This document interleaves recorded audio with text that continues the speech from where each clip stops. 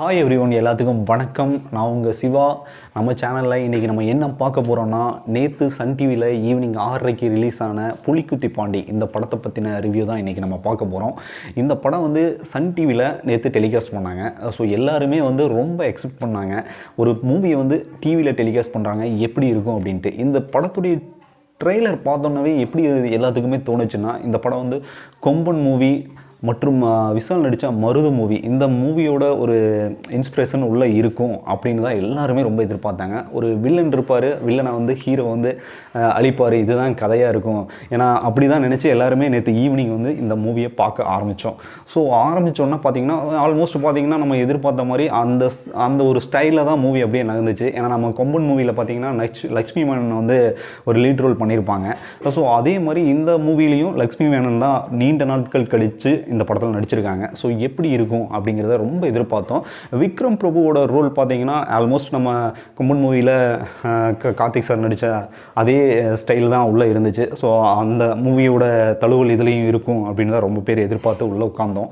So பார்க்கும்போது பார்த்தீங்கன்னா இந்த படம் ஸ்டார்ட் பண்ணி அப்படியே மூவ் ஆக சமுத்திரக்கனி வந்தார். ஸோ அவருடைய கேரக்டர் பார்த்தீங்கன்னா ரிவீல் நேற்று பார்த்துருப்பீங்க. ஸோ விக்ரம் பிரபுவுடைய அப்பா கேரக்டரில் அவர் நடிச்சிருப்பார். அவரோட ரோல் வந்துட்டு ரொம்ப அருமையாகவே இருந்துச்சுன்னு சொல்லலாம்.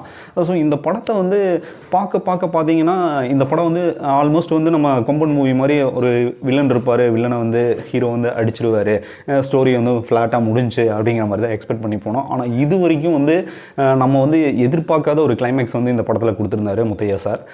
அவரை பற்றி நம்ம சொல்லி ஆகணும். நம்ம நார்மலாக நம்ம ஒரு மூவி பார்க்குறோன்னா ஒரு ஹீரோ இருப்பார்.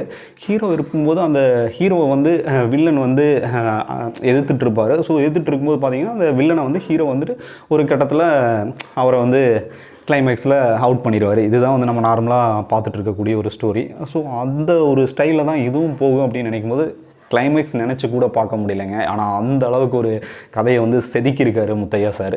ஏன்னா இந்த படத்தை வந்து விக்ரம் பிரபு சார் வந்து ஒத்துக்கிட்டதே பெரிய விஷயம். ஏன்னா அவர் ஒரு லீட் ஆக்டராக இருக்கார். இந்த கதையுடைய ஸ்டோரியை வந்து அவர் உள்வாங்கி அழகாக நடிச்சிருந்தார்.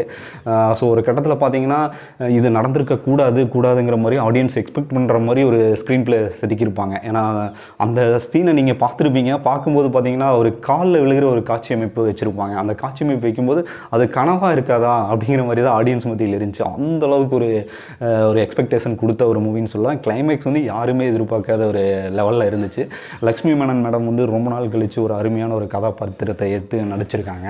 ஸோ இந்த படத்தை பற்றி நேற்று நீங்கள் எல்லாருமே பார்த்துருப்பீங்க. பட் ஸ்டோரி வந்து நான் ஓரளவு ரிவீல் பண்ணிட்டேன்.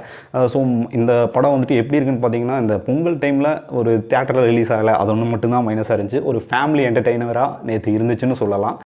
வியூஸ், நம்ம இன்றைக்கி வந்து பார்த்திங்கன்னா விக்ரம் பிரபு நடித்த புலிக்குத்தி பாண்டி இந்த மூவியை பற்றி நம்ம பார்த்தோங்க. நாங்கள் வந்து புதையலுங்கிற ஒரு ஷார்ட் ஃபிலிம் வந்துட்டு நாங்கள் எடுத்திருந்தோம். லாஸ்ட் வீக் வந்து நாங்கள் அப்லோட் பண்ணியிருந்தோங்க. அந்த வீடியோ லிங்க் வந்து நாங்கள் டிஸ்கிரிப்ஷனில் கொடுக்குறோம். பார்க்காதவங்க இருந்தீங்கன்னா கண்டிப்பாக அந்த டிஸ்கிரிப்ஷனை கிளிக் பண்ணி பாருங்கள். உங்களுக்கு ஒரு இயற்கையான ஒரு சூழ்நிலையில் புதையலை வந்து தேடி போகக்கூடிய ஒரு கதைக்களமாக அது அமைஞ்சிருக்கும். ஸோ பாருங்கள், கண்டிப்பாக நீங்கள் சப்போர்ட் பண்ணுங்கள். ஸோ மற்றும் ஒரு ரிவ்யூவில் நான் உங்களை சந்திக்கிறேன். நன்றி, வணக்கம்.